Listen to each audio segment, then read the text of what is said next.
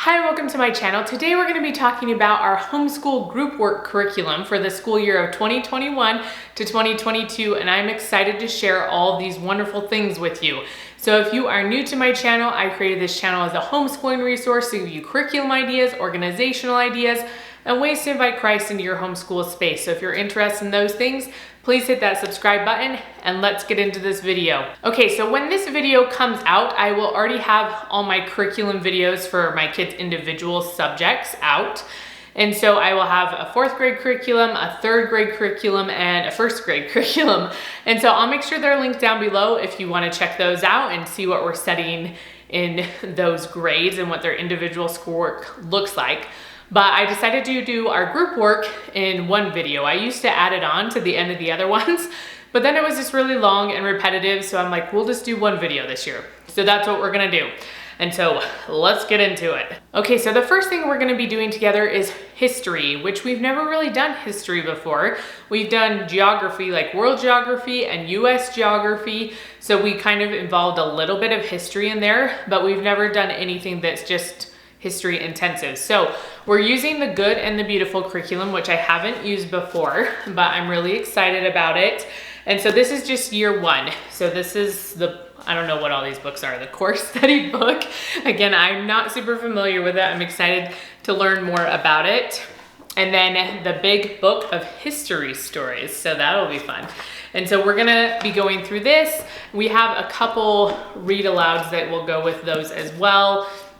And then a game that was a lot lighter than I thought. I almost hit myself in the head. So this game will be fun too, I think, for my kids, but I'm excited to try something a little bit different and work on something together with history and to see how my kids enjoy it.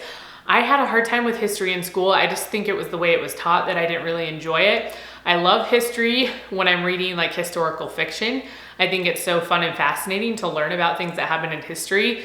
But the way it was taught in school was not my favorite. So I'm hoping to try to make this really, really fun for my kids and have them excited to learn about history. Okay, the second thing we're gonna be doing as a group is science. And we have used elemental science for several years, like 3, which this is our 4th year homeschooling. So from the beginning, we used elemental science and I really enjoyed it. But I didn't know about their sassafras, like branch of science, until just this last year. And so we have never used this. They have a unit if you just have like kindergartners or really young kids that covers all the sciences, just little units of each one. So you can kind of give them a little bit of exposure to that. This last year, we've been doing earth science and astronomy. We did biology and human biology, which my kids loved human biology. That was super fun. But I never knew about these ones. And so these are like the read alouds that go with the units. And I think this is supposed to last us the whole year. Okay, if you can buy it as like a bundle or you can buy them separately. Like if you want to just do a different type of unit, you don't have to buy them this way. So we'll be doing zoology and anatomy this year.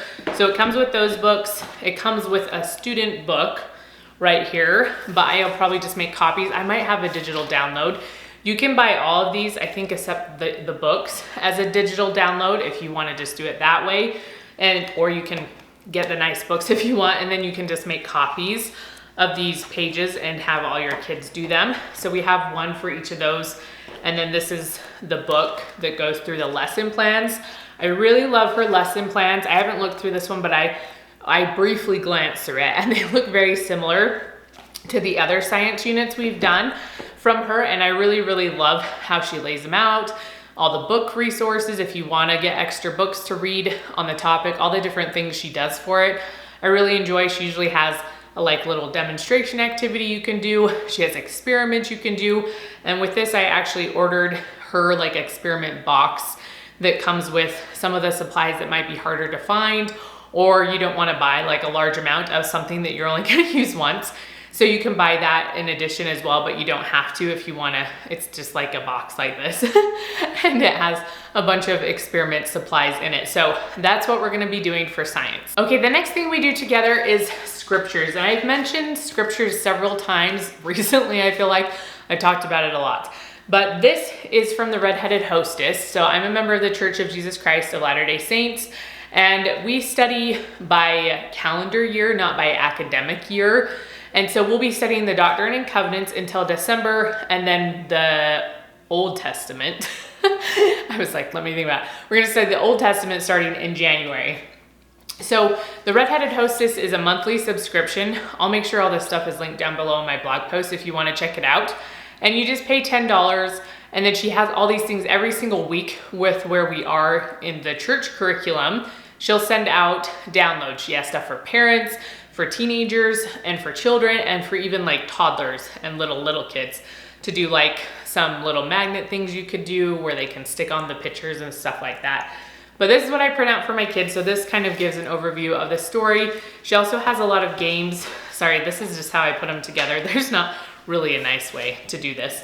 So this went to a game that we were kind of traveling across the United States and talking about the pioneers and things like that. So she has some really good curriculum. I love all of her pictures, and I love personally studying the units for the adults. I think they help me so much. So that's what we're going to be using, because then she'll do the the Old Testament. I want to keep saying New Testament. She'll be doing the Old Testament when we study the Old Testament in January. And so I'm really excited to keep doing this. We usually do this first in our group work. We'll sit down and talk about scriptures, and they might do some of their personal scripture study if they haven't done it yet, and we'll kind of discuss it together. And then we'll do the rest of our group work. So the next thing we're gonna be doing is our read alouds. We don't do anything super intense because my kids are still very small. So we do read some, but I try to have group work maintained within an hour. Sometimes it's less than that. It just kind of depends on the day or if we're doing an activity with it. So we do read some, but if we're kind of busy and just don't have enough time, I don't like try to scrunch it all in, and my voice starts to hurt. How do you guys read? My kids can't really read super well yet. They can read, but trying to have them read would be hard. They could read like a paragraph and then it'd be my turn again. But sometimes I'm like, how do people talk for so long and read books? Because my throat just can't handle it. But anyways, I have a few different ones I was gonna show you here. So these are the ones we have, and we have some missionary stories. We're finishing up Corrie ten Boom, which we've been reading for most of the year. So that's I don't have that many read alouds because it takes us a while with like my voice and my kid's attention span.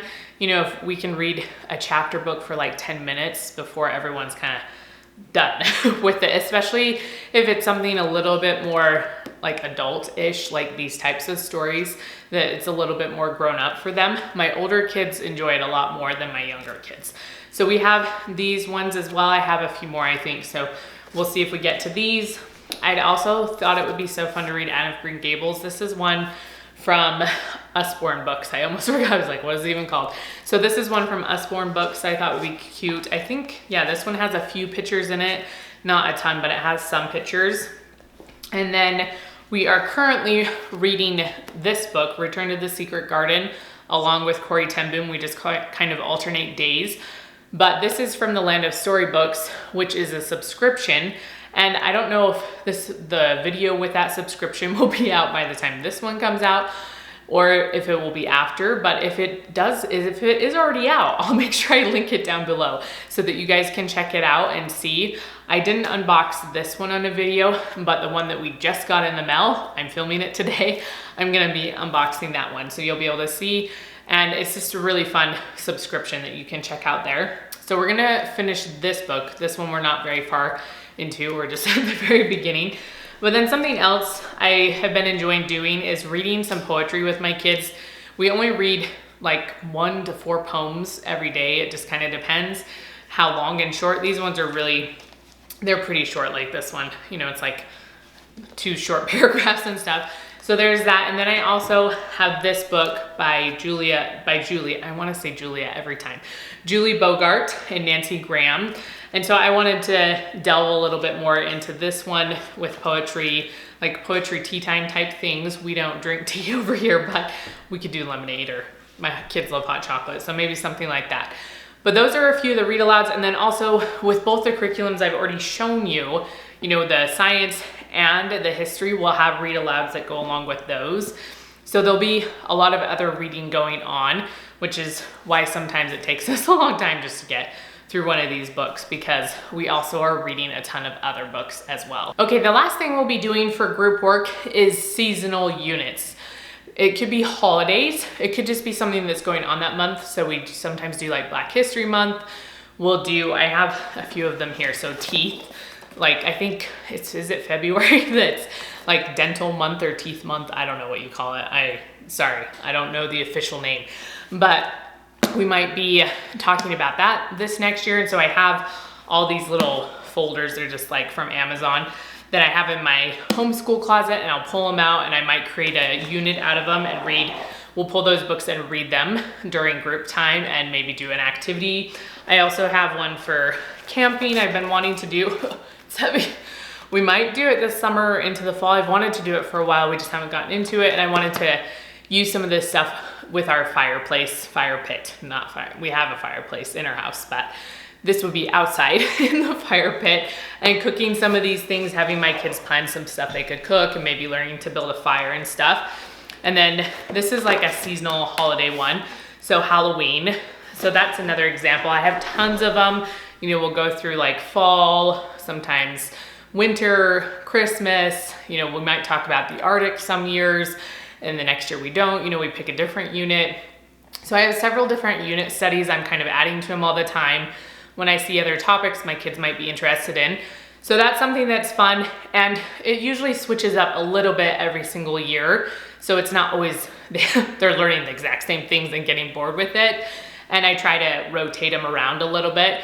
You know, besides the holiday stuff, we kind of keep it the same, but all the other stuff we rotate around a little bit so that they can be exposed to different things and it can still be fun and new for them. So that's what we're gonna be doing for our group work. I hope you enjoyed this video. Let me know down below in the comments what you're using for group work, what's gonna be your favorite thing that you're gonna be studying as a group. Let me know down below. Give this video a thumbs up and I will see you next time.